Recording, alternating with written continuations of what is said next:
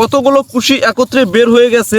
অন্তত ৩-৪ বছর কিন্তু টানা এই ঘাসগুলো জমি থেকে কাটা যায়। মাত্র ১.৫ মাস বয়সে ঘাসের ফলনটা আপনারা দেখেন আমার সমান কিন্তু হয়ে গেছে। আর এই ঘাসের মধ্যে কিন্তু প্রচুর ক্যালোরি থাকে। আর এই ঘাস যদি গরুকে নিয়মিত খাওয়ানো যায় তাহলে কিন্তু গরুর যে হিটে আসা সমস্যা এগুলো কিন্তু থাকে না। আসসালামু আলাইকুম ভিউয়ার্স। তো অনেকদিন থেকেই এই জমিটা আপনাদের দেখাবো চিন্তা ভাবনা করতেছি, তো সময় সুযোগ মেলে না, এই জন্য দেখানো হয় না। তো আজকে চলে আসছি ঘাসের জমিতে। তো এই ঘাসগুলো কিন্তু আমি একটি কাটাও এখনো দেইনি, তো আমি কিন্তু নতুন লাগিয়েছি। এই জমিটাতে আমার নেপিয়ার যে চিকন জাতের ঘাসটা এটা লাগানো ছিল। তো এই ঘাসটা নেপিয়ার যে চিকন জাতের ঘাস এটা কিন্তু যখন শীত আসে তখন কিন্তু সেই ঘাসের ডগায় ফুল ধরে যায় এবং ঘাসটা কিন্তু আর বাড়তে চায় না বা ফলনও তেমন ভালো হয় না। এই জন্যই আমি এবার কিছু জারা ওয়ান হাইব্রিড ঘাসের কাটিং এই জমিটাতে লাগিয়েছি।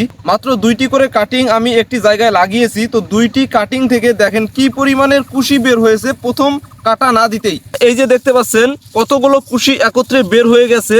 এখানে প্রায় 18 থেকে 22টির মতো কুশি কিন্তু এক একটি করে থোপের মধ্যে হয়েছে। তো চিন্তা করেন এই ঘাসগুলো যখন আমি প্রথমবার কাটবো, দ্বিতীয়বার যখন কুশি দিবে তখন কি পরিমাণে ফলন হবে এই জমির থেকে বা এই ঘাসগুলো থেকে। তো এই জন্যই মূলত আমি আপনাদের বলে থাকি যে আপনারা যদি যত্ন করেন এবং ভালো জাতের ঘাস নির্বাচন করে জমিতে লাগান তাহলে কিন্তু ঘাসের ফলন আপনারা অনেকাংশেই ভালো পাবেন। তাই আমি আপনাদের সাজেস্ট করি আপনারা এই জারা ওয়ান যে হাইব্রিড ঘাসটা এই ঘাসটা জমিতে লাগান। নেপিয়ার ঘাস অনেক সময় দেখা যায় যে বৃষ্টির সময়ও ফলন কিন্তু কমে যায়।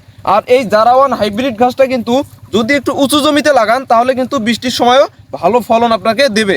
তো এই জন্যই যদি গরু ছাগল আপনি লালন পালন করেন তাহলে অবশ্যই আপনারা এই হাইব্রিড জাতের জারা ওয়ান ঘাসটা আপনারা জমিতে লাগান। আর এই যে দেখতে পাচ্ছেন ঘাসগুলো, এই ঘাসগুলোর বয়স কিন্তু 1.5 মাস চলতেছে। তো আমি কিছু কাটিং সংগ্রহ করে এখানে লাগিয়েছিলাম। তো 1.5 মাস বয়সেই দেখতে পাচ্ছেন ঘাসগুলোর ফলন কেমন হয়েছে।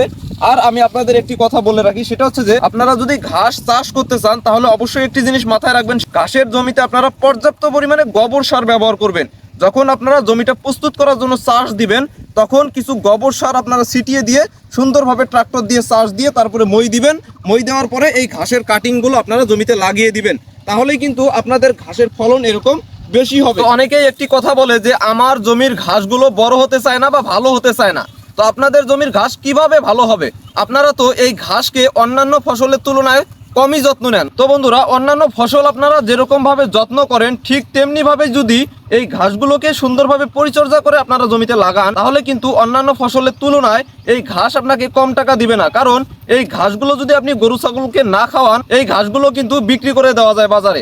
আর এই ঘাস যদি একবার লাগান তাহলে কিন্তু ৩-৪ বছর কিন্তু টানা এই ঘাসগুলো জমির থেকে কাটা যায়। আর এই ঘাস কিন্তু বর্তমান ব্যাপক চাহিদা রয়েছে বাজারে। আর আপনারা যদি গরু ছাগল লালন পালন করেন তাহলে অবশ্যই আপনারা কি করবেন, এই যে হাইব্রিড জাতের ঘাসগুলো এই জারা ওয়ান হাইব্রিড ঘাসটা আপনারা লাগাবেন। তো এই জারা ওয়ান হাইব্রিড ঘাসের ফলন আপনারা নিশ্চয়ই দেখতে পেলেন যে মাত্র 1.5 মাস বয়সে ঘাসের ফলনটা আপনারা দেখেন আমার সমান কিন্তু হয়ে গেছে। তো এখনো কিন্তু এটা কাটার উপযুক্ত হয়নি, এখনো কিন্তু এই যে দেখতে পাচ্ছেন নিচের যে কুশিগুলো সেই কুশিগুলো কিন্তু এখনো ছোট আছে। তো এই কুশিগুলো যখন 5-6 ফিট হয়ে যাবে তখন কিন্তু এই ঘাসগুলো আমি কাটবো। তো ছাগলও কিন্তু এই ঘাসগুলো খুব ভালো খেয়ে থাকে।